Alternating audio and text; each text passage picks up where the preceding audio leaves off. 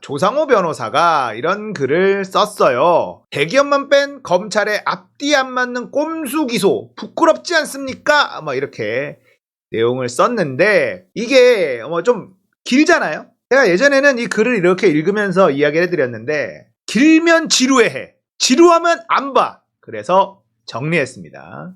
사람들이 글을 안 읽어. 정리했습니다. 갑니다.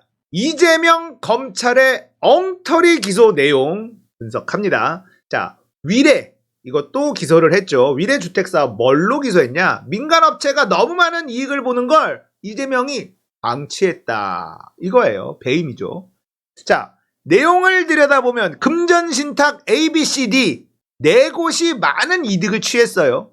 그런데 남욱 등이 주인인 A 금전신탁만 기소를 합니다. BCD의 주인은 호반건설이에요. 호반건설은 기소해서 뺐습니다. 그런데 이재명한테는 호반건설 이득에까지 포함해가지고 기소를 한 거예요. 말이 안 되죠. 왜 호반건설은 기소해서 뺐냐? 이상하잖아요. 호반건설은 기소해서 빼놓고 호반건설이 본 이득에까지 포함해서 이재명 기소. 양아치니? 검찰. 양아치야? 성남FC 제3자 뇌물죄 공소장 들여다봅니다. 네이버, 두산건설, 차병원, 푸른위례가 집행한 광고비가 뇌물이다. 이게 검찰 기소의 핵심이에요. 회사 돈을 광고비를 가장해서 뇌물을 준 거다. 이건데 그러면 당연히 횡령에 해당합니다. 그런데 검찰은 이 기업들 횡령죄로 기소하지 않았습니다. 자, 박근혜 제3자 뇌물 이거 지급한 이재용, 박근혜한테 뇌물 줬다, 제3자 뇌물 줬다는 이재용은 뇌물 공여, 횡령 혐의까지 적용해서 기소를 했어요. 검찰이, 한동훈이, 윤석열이.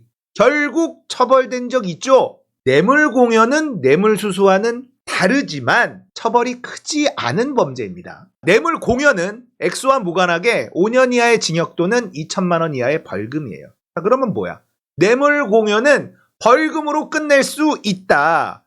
자, 기업들 팔을 비틀어서 이거 내가 돈 뇌물로 준 거다 라는 진술을 받아냈다. 이게 유죄가 난다 하더라도 벌금밖에는 안 나온다는 겁니다. 그런데 횡령은요, 5억을 넘어가면 벌금형 없이 3년 이상의 징역, 50억을 넘어가면 무기 또는 5년 이상의 징역, 벌금형 없어요. 그냥 실형입니다.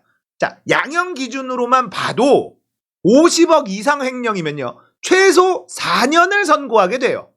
공소시효도 뇌물 공여는 7년인데 50억 이상 횡령은 15년입니다. 횡령이 훨씬 무거운 죄다라는 거예요. 자, 검찰이 이렇게 대기업은 봐주는 엉성한 기소를 한 진짜 이유를 알아야 된다. 만약에 이재명을 엮기 위해서 대기업 횡령까지 걸고 넘어지면 대기업 입장에서도 이걸 대응하지 않을 수가 없는 거예요. 앞에서 말했지만 최소 4년 실형 가는 거예요. 그러면 내가 이거 횡령한 게 아니다 라는 걸 방어하게 되는데 그러면 대기업에서 대형 로펌을 선임하게 됩니다. 자, 이렇게 대응에 들어가면 검찰이 무조건 지는 상황이라는 거예요.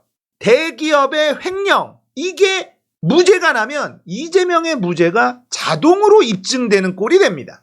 검찰 입장에서 베스트는 뭐냐? 기업 팔을 살짝 비틀어서 적당히 딜을 쳐. 그리고 이재명에게 불리한 진술을 받아내는 것. 이게 검찰 입장에서는 베스트라는 거예요. 이재명에게 죄를 뒤집어 씌우기 위해서 성남FC 제3자 뇌물죄가 성립되려면 횡령이 반드시 포함돼야 됩니다. 하지만 검찰은 네이버, 두산건설 등에게 횡령을 적용하지 않았다는 겁니다. 대기업들이 대형 로펌으로 대응하게 되면 무죄가 나오는 게 100%. 그러면 이재명의 무죄도 자동 입증. 얼마나 엉성합니까? 말도 안 되는 공소장이 지금 이재명 배임죄의 공소장이라는 거예요. 호반건설도 빼주고 네이버, 두산건설 다 빼줬어요. 오로지 이재명에게 불리한 것, 이것만 쏙쏙 집어넣었다. 그렇기 때문에 구멍이 뻥뻥뻥 뚫려 있는 공소장이라는 겁니다. 공소장만 봐도 이재명 무죄는 확실해 보이죠. 자, 이재명에게 걸려있는 게 이것만 있는 건 아닙니다. 백현동 식품연구원 부지 용도 변경 정황, 이재명 압박 문건 3건 확보됐다. 서울신문이 보도를 했습니다. 백현동 건이 뭐냐? 선거법 위반입니다. 지금 재판에 들어가 있어요. 허위사실 공표죄, 선거법 위반으로 검찰이 기소했습니다. 내용을 또 알아야죠. 복잡해. 그러니까 제가 깔끔하게 설명, 분석해 드리는 겁니다. 자, 이재명 선거법 위반 재판이 진행되고 있어요. 이게 일명 백현동 사건이죠. 자, 이재명이 경기도 국정감사에서 백현동 사업 용도 변경은 특혜가 아니다라고 주장하면서 발언한 게 거짓말이다. 그러니까 허위사실 공표 선거법 위반이다. 이렇게 기소를 한 거예요. 이재명 그 당시 경기도지사는 이렇게 얘기했습니다. 국토부가 용도 변경을 요청했고 공공기관 이전 특별법에 따라 응할 수밖에 없었다. 이 발언이 허위사실 공표라는 겁니다. 그리고 이재명은 내가 압박을 느꼈다. 협박을 받았다. 이렇게 얘기한 게 허위사실이라는 거예요. 자, 박근혜 정부는 공기업 지방 이전을 추진합니다. 지방도 잘 먹고 잘 살아야 되지 않겠어? 공기업을 지방으로 좀 옮기자. 이걸 추진해요. 자, 그러면 수도권에 있었던 이 공기업 부지가 이 부동산이 매각이 돼야 되는데 잘 안 팔려. 그러니까 이재명한테 용도 변경을 좀 해. 이렇게 공문을 보냅니다. 국토부에서. 첫 번째 공문을 보내요.